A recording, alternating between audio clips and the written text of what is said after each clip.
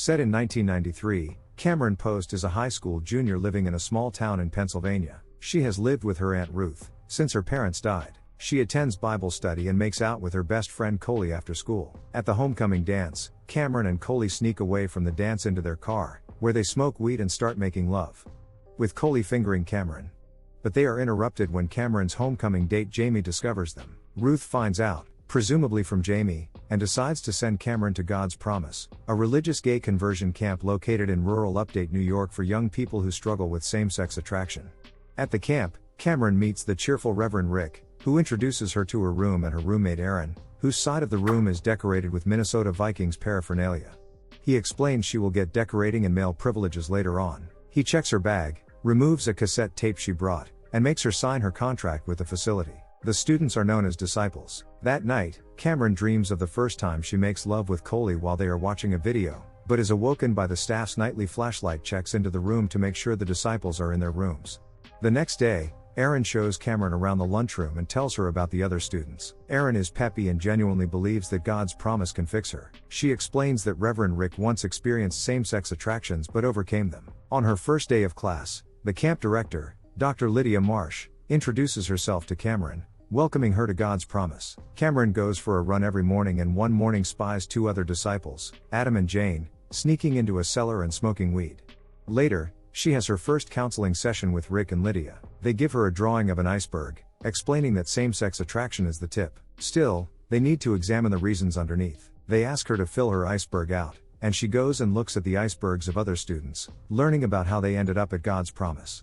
Jane, a free spirit, catches her looking at hers and tells Cameron to write whatever she thinks they want to hear. Cameron tells her she saw Jane and Adam smoking and asks where she got the weed. Jane tells her she grows it herself and invites her to join them sometime. While on a field trip, Cameron sees Jane steal a music cassette and briefly decides to do the same, until she sees Aaron spot her briefly. She puts the cassette back, but Aaron insists on telling the adults, insisting she is doing it for Cameron's good, trying to help her fight sin. Another disciple, Mark, helps convince Aaron not to say anything and to keep it between them all. Aaron begrudgingly agrees, and Cameron thanks Mark. Cameron begins hanging out with Adam and Jane regularly, going on long hikes. They share their past stories, and Cameron wonders why they don't just leave. They explain that since their families sent them there, they have nowhere else to go. It's God's promise or be on the streets. They also tell Cameron that Lydia is Rick's sister. She was a regular therapist until Rick became her patient zero. They ask Cameron about Coley, and Jane thinks it's unfair that Cameron is punished while nothing happens to Coley, but Cameron defends her. During a sharing group therapy exercise on the football field, disciple Helen becomes angry because she feels Cameron isn't trying hard enough, drawing Lydia's attention. They press Cameron to talk about Coley. When Cameron talks about how perfect she was as a friend and lover, Lydia explains to Cameron that because she wanted to be like her, she confused it with being with her. Later alone, Lydia tells Cameron her success depends on her putting in more work. On another field trip, Cameron sneaks away and calls Coley, who asks if Cameron got the letter she sent. Cameron has to hang up before she can find out more. Later, a group of disciples is doing chores, and they change the radio from Christian music to What's Going On. Cameron gets up on the table and leads her peers in a sing-along, but they are discovered by Lydia, who orders Cameron to come with her.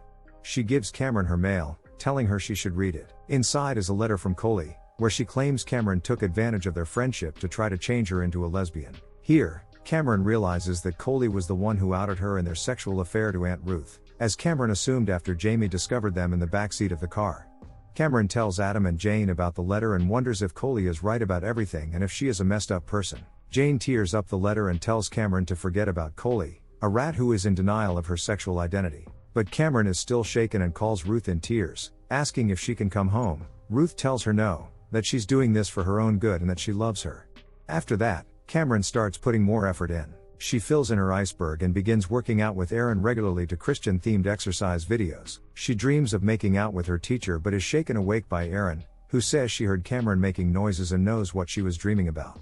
Cameron denies it, but Aaron won't back down and then kisses Cameron. The two frantically make love. Still, when it is over, Aaron shuts down and retreats to her bed, telling Cameron she wants to get better. At a group therapy session, Mark, who had been scheduled to go back home at the semester's end, reveals a letter from his father, who refuses to let him come to him.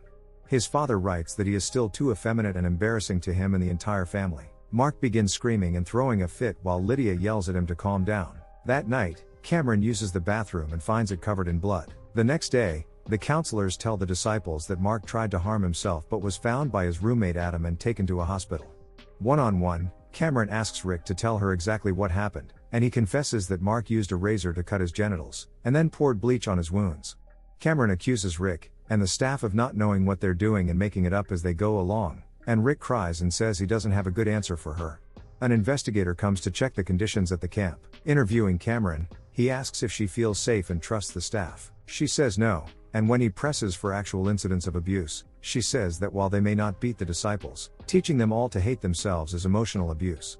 Early the following day, Cameron, Adam, and Jane get up and have cereal for breakfast. Rick sees them and wonders why they're up so early. They say they're doing a long day hike, and he says goodbye warmly. Once in the woods, they change out of their uniforms and hitchhike a ride in the back of a pickup truck away from God's promise.